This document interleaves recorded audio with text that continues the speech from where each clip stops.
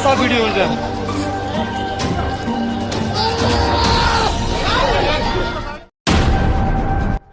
प्रतिनिधि सभा समानुपातिकमा मत नेकपा एमालेको अग्रता कायमै, अरूको कति आयो त्यसबारे सम्पूर्ण जानकारी। गृहमन्त्री बालकृष्ण खाँडलाई 1322 मतले पछाडि पार्दै दीपक बोहराको अग्रता।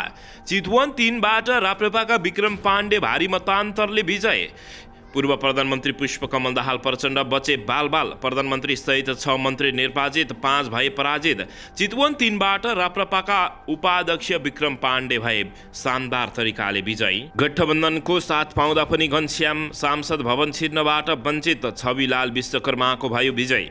चुनाव लगत्तै माओवादी उपमहासचिव वर्षमान पुन अनन्त चीन जाँदै, किन जाँदैछन् त्यसबारे सम्पूर्ण जानकारी। राष्ट्रिय स्वतन्त्र पार्टीको समर्थन बिनै 5 दलीय गठबन्धनको बहुमत पुग्ने सङ्केत। देउबा सहित सबैलाई भन्छु, अब सरकार चलाउने जिद्दी नगर्नुहोस्, ढुक्क भएर बस्नुहोस्। गगन कुमार थापा। काङ्ग्रेसमा माओवादी बाहेकको सरकार बनाउने विकल्पबारे भयो छलफल, आत्तिए प्रचण्ड। नयाँ सांसदमा 50 वर्ष माथिकै नेताहरूको वर्चस्व। चुनावी नतिजाले माओवादीलाई निकै ठुलो धक्का। नेताहरू नै भन्छन् नेतृत्व सुध्रिएन भने सकिन्छौँ। यता चौतर्फी घेराबन्दी तोडेर गोकुल प्रसाद बास्कोटाले निकाले दुर्लभ जित। राप्रपा र राष्ट्रिय स्वतन्त्र पार्टी उधाएपछि प्रचण्डको प्रतिक्रिया, देश अप्ठ्यारोमा पर्न सक्छ, सचेत हौँ। र रवि लामिछानेले भने सरकारमा जाने सङ्केत गर्दै आवश्यक परे गठबन्धन गर्छौँ। चुनावमा सोचे जस्तो मतपरिणाम भएन, गठबन्धनमा गम्भीर छलफल गर्ने प्रचण्डको भनाइ।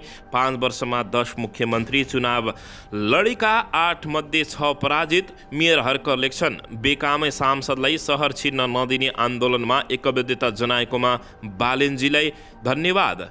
नयाँ गठबन्धनलाई रविको हरियो बत्ती। अब हेर्नुहोस् पुरा समाचार।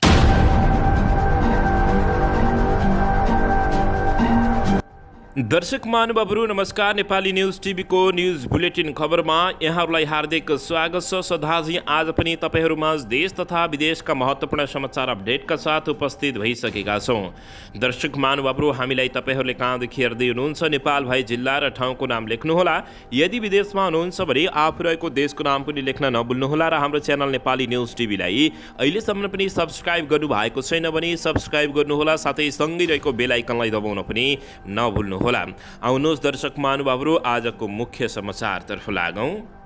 दर्शकबिन, प्रतिनिधि सभा सदस्य निर्वाचनको समानुपातिकतर्फ नेकपा एमाले 17 लाखभन्दा बढी मत प्राप्त गरेको छ। निर्वाचन आयोगले आज बिहान 5 बजीसम्म अध्यावधिक गरेको मतपरिणाम अनुसार नेकपा एमाले 17,17,336 मत प्राप्त गरेको छ।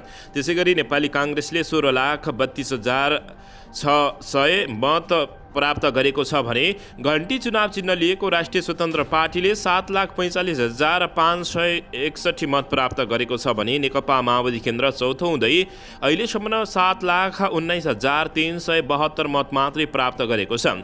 त्यसै राष्ट्रिय प्रजातन्त्र पार्टी राप्रपाले 3,78,233 जनता समाजवादी पार्टी जसपाले 2,04,724, नेकपा एकीकृत समाजवादी पार्टीले 1,45,217 र नागरिक उन्मुक्ति पार्टीले 1,33,504 मत प्राप्त गरेको खबर प्राप्त भएको छ। दर्शक महानुभावहरू, माओवादी केन्द्रका अध्यक्ष पुष्पकमल दाहाल प्रचण्ड बाल बचेका छन्। चितवनको क्षेत्र नम्बर 3बाट राप्रपाका विक्रम पाण्डे भारी मतान्तरले विजय भएपछि पुष्पकमल दाहाल प्रचण्ड झस्किएका हुन्। डराएर गोर्खा पुगेको भन्ने आरोप यति बेला सत्य समेत भएको देखिएको छ। दर्शकबिन, यसैबीच चितवन 3बाट प्रतिनिधि सभा सदस्यमा राष्ट्रिय प्रजातन्त्र पार्टीका उपाध्यक्ष विक्रम पाण्डे निर्वाचित भएका छन्। यसअघि नेकपा माओवादी केन्द्रका अध्यक्ष पुष्पकमल दाहाल प्रचण्डसँग पराजित भएका विक्रम पाण्डे अहिले भने सहज जित हासिल गर्न सफल भएका छन्। पाण्डेले 34,362 मत ल्याएर चुनाव जित्दा उनका निकटतम प्रतिस्पर्धी नेकपा माओवादी केन्द्रका भोजराज अधिकारीले 24,671, राष्ट्रिय स्वतन्त्र पार्टीकी जिता बरालले 14,779, काङ्ग्रेसका बागी उम्मेद्वार दिनेश कोइरालाले 12,057 मत पाएसँगै उनी लास्ट स्थानमा रहेको खबर प्राप्त भएको छ। दर्शकबिन यसैबीच नेपाली काङ्ग्रेसका उम्मेद्वार तथा गृहमन्त्री बालकृष्ण खाँडलाई 1322 मतले पछाडि पार्दै राष्ट्रिय प्रजातन्त्र पार्टीका उम्मेद्वार दीपक बोहराले अग्रता लिएका छन्। रूपन्देहीको 3 नम्बर निर्वाचन क्षेत्रमा प्रतिनिधि सभा सदस्य निर्वाचनतर्फ बोहराले अग्रता लिएका हुन्। बोहराले 30,577 मत पाउँदा मन्त्री बालकृष्ण खाँडले 29,255 मत पाएका छन्। राष्ट्रिय स्वतन्त्र पार्टीका जित बहादुर गुप्ता तेलीले 5,419 मत पाएका छन् भने नागरिक उन्मुक्ति पार्टीका तुलसी प्रसाद थारूले 1,730 मत प्राप्त गरेका छन्। यो सँगै गृहमन्त्री बालकृष्ण खाँड 1,322 मतले पछाडि पर्दै उनी धरापमा परेको खबर प्राप्त भएको छ। दर्शकबिन यसैबीच यता चुनाव लगत्तै नेकपा माओवादी केन्द्रका उपमहासचिव वर्षमान पुन अनन्त चीन जाने भएका छन्।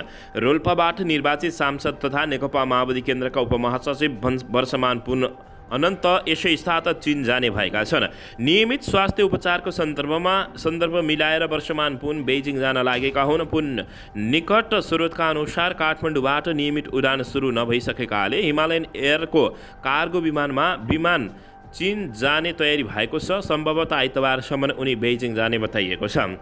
पुनको उपचार यसअघि पनि चीनमा भएको थियो। पार्टीभित्र चीनको विश्वासिलो पात्रका रूपमा स्थापित भएका वर्षमान पुनको चुनाव लगत्तै हुन लागेको चीन भ्रमणलाई राजनीतिक रूपमा पनि हेरिएको छ। उनी नेकपा एमालेसँग सहकार्य गर्नुपर्ने पक्षमा छन्। चुनाव अघि पनि उनी काङ्ग्रेससँग भन्दा नेकपा एमालेसँग गठबन्धन गर्नुपर्नेमा पक्षमा रहेका थिए। चीनले नेपालमा कम्युनिस्टहरूको एकता पक्षमा पहल गर्दै आएको छ, तर यसपटक पुनको भ्रमण राजनीतिक उद्देश्य प्रेरित नरहेको उनको पारिवारिक स्रोतले जानकारी दिएको छ। दर्शकबिन यसैबीच यता राष्ट्रिय स्वतन्त्र पार्टीको समर्थन बिनै 5 दलीय गठबन्धनको बहुमत पुग्ने देखिएको छ। सत्तारूढ दल गठबन्धन बनाएर निर्वाचनमा गएको 5 दलको सरकार बनाउन आवश्यक बहुमत पुग्ने देखिएको छ। उनीहरूले प्रत्यक्षतर्फ जितेको सङ्ख्या र समानुपातिकमा आइरहेको मत प्रतिशतसँगै पार्टीबाट विद्रोह गरेर सांसद जितेकाहरूको सङ्ख्या जोड्दा 138 पुग्ने देखिएको छ। दर्शकबिन यसैबीचका नेपाली काङ्ग्रेसले 45 सिट जितेर 9 सिटमा अग्रता लिएको छ। अग्रता लिएको सिट सहित उसको 54 सिट आउने देखिएको छ। समानुपातिकतर्फ 14,42,000 पुर्याएकाले यही प्रतिशत कायम रहे 33 सिट गरी 86 सिट आउने देखिएको छ। उता नेकपा माओवादी केन्द्रले 14 सिटमा जितिसकेको छ भने 5 सिटमा अग्रता लिइसकेको छ। दुवै जोड्दा 19 सिट जित्ने देखिन्छ। माओवादीले समानुपातिकमा 6,45,000 मत ल्याएको छ भने यही प्रतिशत कायम रहे उसले समानुपातिकमा 15 सिट ल्याएर कुल 34 सिट हुन सक्ने बताइएको छ। उता एकीकृत समाजवादी पार्टीले 10 सिट जितेको छ। प्रारम्भमा समानुपातिकतर्फ कम भोट ल्याए पनि शुक्रबार बेलुकासम्म उसले 1,32,000 मत पाइसकेको छ। यही प्रतिशत कायम रहे उसले समानुपातिकमा केही सिट पाउन सक्ने देखिएको छ। दर्शकबिन यसैबीच गठबन्धनमा रहेको लोसपाले 4 सिट जितेको छ भने जनमोर्चाले 1 सिट। यसमा काङ्ग्रेस छाडेर स्वतन्त्र उम्मेदवारी दिएका अमरेश कुमार सिंह र नेकपा एमालेको टिकट छाडेर स्वतन्त्र उम्मेदवारी दिएका प्रभु शाहले जितिसकेका छन्। शाह माओवादीमा फर्किने पक्का छ। अमरेशमाथि काङ्ग्रेसले गरेको कारबाही फिर्ता गर्ने सम्भावना उत्तिकै छ। प्रतिनिधि सभाको बाजुरा, स्याङ्जा र दोलखाको मतगणना रोकिएको छ। यी 3 स्थानमध्ये 1 सिट मात्रै गठबन्धनले जितेमा बहुमत सहजै पुग्ने देखिएको छ। 3 सिटमा 1 सिट मात्र बढ्दा 138 पुग्छ। स्वतन्त्रतर्फ अन्य 3 उम्मेदवारले समेत जितेका छन्। कुनै गठबन्धनमा नरहेको नागरिक उन्मुक्ति पार्टीको 3 सिट छ। यी सबै एकै ठाउँमा आए गठबन्धनको पक्षमा सहज बहुमत पुग्न सक्ने देखिएको छ। दर्शकबिन यसैबीच यता नेपाली काङ्ग्रेसका महामन्त्री गगन कुमार थापाले अब पनि काङ्ग्रेस नेतृत्वमा सरकार भन्दा पुरानै नेताले नेतृत्व गर्नुपर्ने बाध्यता नरहेको बताएका छन्। काठमाडौँ 4बाट निर्वाचित प्रतिनिधि सभा सदस्य समेत रहेका गगन कुमार थापाले अब दोस्रो पुस्ता तयार भइसकेकाले पुरानालाई सरकारको नेतृत्वमा बसिरहने बाध्यता नरहेको बताएका हुन्। धन्यवाद र्याली गरिरहेका गगन कुमार थापाले शुक्रबार निर्वाचन क्षेत्रमा सञ्चारकर्मीहरूको कुराकानीमा पुराना नेताहरूले विश्राम गर्नुपर्ने बताउँदै सभापतिजीलाई पनि पनि घरमै भेटेरै भन्ने योजना बनाएको छु। अब काङ्ग्रेसले सरकारको नेतृत्व गर्दा उहाँले नै सरकार चलाउनु पर्ने बाध्यता छैन, किनकि अब हामी तयार भइसक्यौँ उनले भने। हामी तयार नभएको भए अभिभावकले चलाउनु पर्ने बाध्यता हुन्छ। कान्छो सदस्य तयार भइसक्दा ढुक्क भएर बस्दा हुन्छ। म भन्छु अब तपाईँहरू विश्राम गरिदिनुहोस्, पार्टीको जिम्मेवारीमा हुनुहुन्छ, पार्टी चलाउनुहोस्। देउबा सहित सबैलाई म भन्छु सरकार चलाउने जिद्दी नगर्न उनले आग्रह गरेका छन्। काङ्ग्रेसले अब पनि नयाँ सोच र शैलीमा काम नगरे पार्टीले ठूलो क्षति बेहोर्ने बताएका छन्। आफू अगाडि बढिसकेकाले अब पछाडि फर्किने ठाउँ नरहेको गगन कुमार थापाको भनाइरहेको छ। काङ्ग्रेसले अब पनि नयाँ सरकार दिँदै गर्दा नयाँ सोच र शैली दिएन भने ठूलो क्षति बेहोर्नु पर्छ भन्ने सन्देश मत परिणामले दिएको छ उनले बताएका छन्। अब पनि सरकारमा नयाँ अनुहार र शैली दिन सकेन भने काङ्ग्रेसले मतदातालाई आकर्षित बनाउन सक्छ र भनेर प्रश्न गरेका छन्। मेरो लडाईँ म लडिरहन्छु, अगाडि बढिसके उनले भने, पछाडि फर्किने कुरै छैन उनले भनेका छन्। सबैको आशीर्वाद खोज्दैछु, शेखर कोइरालासँग पनि कुरा गर्छु, उहाँको साथ सहयोग रहन्छ। काङ्ग्रेसको भविष्यका निमित्त पनि यो लडाईँ आवश्यक भएको गगन कुमार थापाले बताएका छन्। दर्शकबिन यसैबीच यता रवि लामिछानेले सरकारमा जाने सङ्केत गर्दै आवश्यक परे गठबन्धनको लागि तयारी अवस्थामा छौँ भनेर अभिव्यक्ति दिएका छन्। राष्ट्रिय स्वतन्त्र पार्टीका सभापति तथा चितवन क्षेत्र नम्बर 2बाट निर्वाचित सांसद रवि लामिछानेले आवश्यक परेमा आफ्नो पार्टीले तालमेल गर्ने वा गठबन्धन गरेर अगाडि जाने बताएका छन्। शुक्रबार उनले चितवनमा विजय भएको प्रमाणपत्र बुझेपछि गरेको एक सम्बोधनमा यस्तो बताएका हुन्। उनले निर्वाचनमा आफूहरूले कसैसँग गठबन्धन नगरे तापनि अब आवश्यकताको आधारमा गठबन्धन गरेर अगाडि जाने बताएका छन्। उनले देश हितका लागि आवश्यक परेको खण्डमा आफूहरूले अरू पार्टीसँग गठबन्धन गर्नुपर्ने बताएका छन्। उनले आफूलाई जिताएकोमा चितवनवासीलाई समेत धन्यवाद दिएका छन्। दर्शकबिन यसैबीच यता धरानका उपमहानगरपालिकाका मेयर हर्क साम्पाङले बेकामे सांसदलाई सहर छिर्न नदिने आन्दोलनमा ऐक्यबद्धता जनाएको भन्दै काठमाडौँ महानगरपालिकाका मेयर बालेन्द्र शाहलाई धन्यवाद दिएका छन्। बिहिबार धरानका मेयर हर्क साम्पाङले सामाजिक सञ्जालमा राखेको एक स्ट्याटस सेयर गर्दै काठमाडौँका मेयर बालेन्द्र शाहले ठ्याक्कै लेखेर सेयर गरेका थिए। उक्त स्ट्याटसमा मेयर साम्पाङले लेखेका थिए, जो जितेर गए पनि कोसीको पानी धरानमा ल्याउने मेरो योजनालाई सहयोग गर्नु भूमिका खेल्नुपर्छ, अन्यथा उहाँ धरान नआए पनि हुन्छ।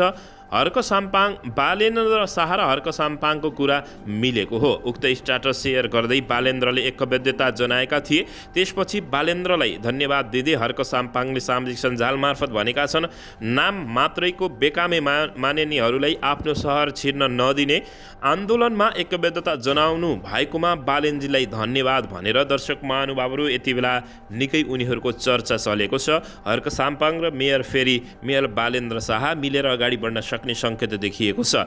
यसअघि मेयर बालेन्द्र शाह र हर्क साम्पाङले एक अर्का विरुद्ध खुलेरै विरोध गरेका थिए दर्शकबिन, तर अहिले मिलेको अवस्था रहेको छ। दर्शकबिन यसैबीच यता राप्रपा र स्वतन्त्र पार्टी उदाएपछि प्रतिक्रिया दिँदै देश अप्ठ्यारोमा पर्न सक्छ, सचेत हौँ भन्दै प्रचण्डले अभिव्यक्ति दिएका हुन्। नेकपा माओवादी केन्द्रका अध्यक्ष तथा गोर्खा 2बाट प्रतिनिधि सभा सदस्यमा विजय पुष्पकमल दाहाल प्रचण्डले देश अप्ठ्यारोमा पर्न सक्ने अवस्था आएको तर्क गरेका छन्। शुक्रबार गोर्खामा आयोजित धन्यवाद सभामा उनले राजनीतिक राष्ट्रिय प्रजातन्त्र पार्टी र राष्ट्रिय स्वतन्त्र पार्टीको उदयतिर सङ्केत गर्दै देश अप्ठ्यारोमा पर्न सक्ने अवस्था आएको भन्दै राजनीतिक नेतृत्व सचेत हुनुपर्ने तर्क गरेका हुन्। उनले जनतामा त्रास देखाएर फेरि पनि आफूहरू नै राजनीतिमा हाबी हुन खोजेको सङ्केत देखिन्छ उनले बताएका छन्। दाहालले निर्वाचनका क्रममा एजेन्डा नभएर आवेग र भावावेशमा मानिसहरूलाई भ्रमित पार्ने काम भएको आरोप लगाउँदै यो परिस्थितिको राजनीतिक दल र नेताहरूले एकचोटि आफैतिर फर्किएर सोच्नुपर्ने अवस्था आएको समेत बताएका छन्। उनले भने यो निर्वाचनका क्रममा विचार, सिद्धान्त, मुद्दा, एजेन्डा जे भनिन्छ एजेन्डा होइन, एउटा आवेगमा देशलाई भवावेशमा मानिसलाई कहीँ न कहीँ भ्रमित पार्ने सङ्केत देखा परिएको प्रचण्डले बताएका छन्। नेता दाहालले संविधानले व्यवस्था गरेको कुरा उल्टाउने कतै न कतै चेष्टा भइरहेको भन्दै भने कसैले दोष र आलोचना र आरोपित जाँदै छैन। यो हाम्रा लागि चुनौती हो। राजनीतिक परिवर्तन र जनताको अधिकारका लागि तथा नेपाल सार्वभौम सत्ता नागरिक बनाउन लड्ने ती दलहरूलाई चुनौती हो उनले बताएका छन्। यसैबीच नेपाली जनताको अधिकारको सुरक्षाका लागि अन्तिम समयसम्म प्रयास र सङ्घर्ष गर्ने दलहरूको तर्क रहन्छ। उनले भने अहिले नै सबै बर्बाद भयो भन्ने केही पनि छैन, तर यदि राजनीतिक नेतृत्वले गम्भीर आत्मसमीक्षा गरेर आउने दिनका लागि जनतामा समर्पित नीति योजना र कार्यक्रम लिएर अगाडि नआउने हो भने देश अप्ठ्यारोमा पर्न सक्ने भन्दै नेकपा माओवादी केन्द्रका अध्यक्ष पुष्पकमल दाहाल प्रचण्डले चेतावनी दिएका छन्। यसैबीच चुनावी नतिजाले माओवादीलाई धक्का पुगेको छ। नेताहरू नै अब भन्छन् नेतृत्व नसुध्रिए आफू नै सकिने नेताहरूले बताउँदै गरेका छन्।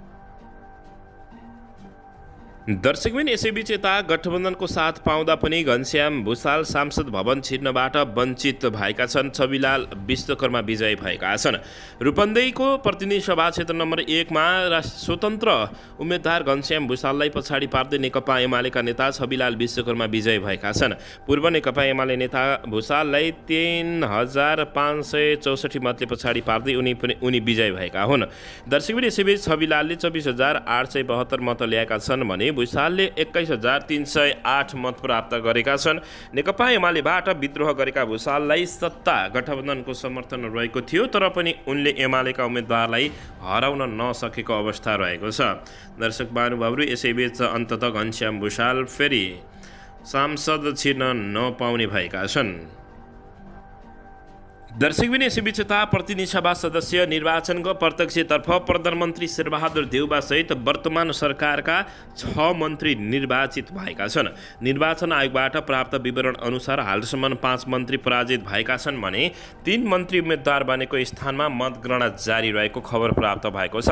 प्रधानमन्त्री शेरबहादुर देउबा डडेलधुरा क्षेत्र नम्बर 1 बाट 12432 मतान्तर सहित विजयी भएका छन् भने उनले 25534 मत प्राप्त गरेका हुन्। निकटम प्रतिद्वन्दी स्वतन्त्र उम्मेद्वार सागर ढकालले 12042 मत प्राप्त गरेका छन्। यता श्रम रोजगार तथा सामाजिक सुरक्षा मन्त्री शेरबहादुर कुँवर आसाम निर्वाचन क्षेत्र नम्बर 1 बाट 19534 मतसहित विजयी भएका छन् भने उनले नेकपा एमालेका झप्पट बोहरालाई 4479 मतान्तरले पराजित गरेका छन्। उद्योग वाणिज्य तथा आपूर्ति मन्त्री दिलेन्द्र प्रसाद बडु 28515 मतसहित दार्चुला क्षेत्र नम्बर 1 बाट विजयी भएका छन्।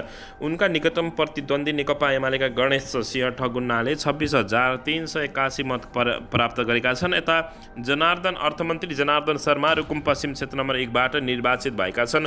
उनले 39549 मत प्राप्त गरेका छन् भने शहरी विकास मन्त्री मेटमणि चौधरी दाङ निर्वाचन क्षेत्र नम्बर 1 बाट 5083 मतान्तर सहित विजयी भएका छन्। उनले एमालेकी शान्ता चौधरीलाई पराजित गरेका हुन्। शिक्षा विज्ञान तथा प्राविधिक मन्त्री देवेन्द्र पौडेल बागलुङ 2 बाट 24779 मतसहित विजयी भएका छन्। गएको आइतबार सम्पन्न निर्वाचनको प्रत्यक्षतर्फको मतगणनामा केही स्थानमा अझै जारी छ। राष्ट्रिय परराष्ट्र मन्त्री डाक्टर नारायण खड्काले उदयपुर क्षेत्र नम्बर 1 मा 14241 मतसहित अग्रता कायम राखेका छन्। हालसम्म गृहमन्त्री बालकृष्ण खाँड र सञ्चार तथा सूचना प्रविधि मन्त्री ज्ञानेन्द्र कार्की झिनो मतान्तरले पछाडि रहेका छन्। रूपन्देही 3 बाट उम्मेद्वार बनेका गृहमन्त्री बालकृष्ण खाँडले 29255 मत प्राप्त गर्दा राप्रपाका उम्मेद्वार दीपक बोहराले 30577 मत प्राप्त गरेका छन्। दर्शकबिन यस्तै सुनसरी 4 बाट उम्मेद्वार बनेका सञ्चार मन्त्री कार्की 101 मतसहित पछाडि रहेका छन्। दर्शक महानुभावहरू, यति बेला जनताहरूले नेपालका मन्त्री नेता तथा काम नगर्ने र बोल्ने मात्र नेता मन्त्रीहरूलाई दर्शक र पार्टीहरूलाई पत्ता साफै गरिदिएका छन्।